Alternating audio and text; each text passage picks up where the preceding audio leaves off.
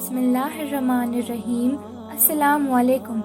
آج میں آپ کو سنانے والی ہوں امام صاحب اور کسائی کا ایک خوبصورت قصہ۔ آج میں ایک کسائی کی دکان پر بیٹھا تھا، تبھی اس کسائی کی دکان پر ایک نوجوان سفید لباس میں، چہرے پر داڑھی، سر پر ٹوپی، آنکھوں پر چشمہ لگائے ہوئے دکان میں داخل ہوا۔ دکان پر کافی بھیڑ لگی ہوئی تھی، لوگوں کی آواز سے دکان گونج رہی تھی۔ بھائی 1 کلو گوشت دینا، بھائی 2 کلو گوشت دینا، بھائی آدھا کلو گوشت دینا، ایسی آوازیں شور پیدا کر رہی تھی۔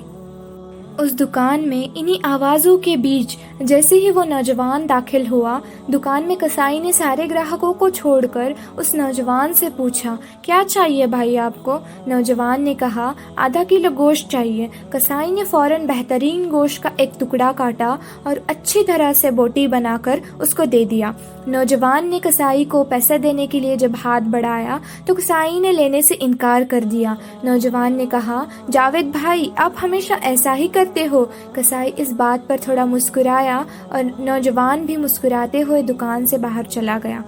دکان پر اور جو گراہک تھے وہ طرح طرح کی باتیں کرنے لگے کہ ہم کب سے یہاں کھڑے ہیں اور کسائی کو دیکھو، لگتا ہے اس کو چربی چڑھی ہے، گراہک کی کوئی عزت ہی نہیں ہے۔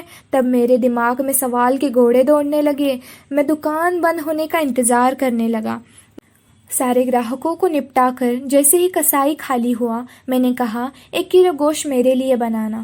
پھر میں نے کہا، ابھی جو نوجوان آپ کی دکان سے گوشت لے کر گیا ہے، کیا وہ آپ کا کوئی قریبی رشتہ دار ہے یا آپ کا کوئی دوست ہے؟ سارے گراہکوں کو چھوڑ کر آپ نے سب سے پہلے اس کو گوشت دیا۔ کسائی مسکرا کر بولا، جی نہیں۔ میں بہت اچنبھے میں پڑ گیا۔ پھر میں نے بولا، تو پھر کون تھا وہ نوجوان؟ کسائی بولا کہ وہ میرے مسجد کے امام صاحب تھے۔ جو شخص میری آخرت بنانے کی فکر میں رہتا ہے اور میرے نمازوں کی ذمہ داری لے رکھی ہے، میرے بچوں کو قرآن اور حدیث کا درس دیتا ہے، کیا دنیا میں اس کے لیے اتنا بھی نہیں کر سکتا؟ میں نے کہا، اوہ، پھر تم نے پیسے کیوں نہیں لیے؟ کسائی پھر مسکرایا اور بولا، کیا تمہیں نہیں پتا مسجدوں کے اماموں کو کیا دیا جاتا ہے، کتنی تنخواہ ہے ان کی؟ اتنے کا تو آپ لوگ مہینے بھر میں سگریٹ پی جاتے ہیں۔ میں سوچنے لگا، واقعی بات میں تو دم ہے۔ کسائی پھر بولا، صاحب یہ ہماری قوم کا خزانہ ہے، ان کو بچانا ہماری ذمہ داری ہے۔ بازار کے سبھی دکانداروں نے مل کے یہ فیصلہ لیا ہے کہ ہم امام صاحب سے کوئی پیسہ نہیں لیں گے۔ امام صاحب کے لیے ہم اتنا تو کر ہی سکتے ہیں۔ پھر اس نے میرے ہاتھ میں گوشت کی تھیلی تھما دی۔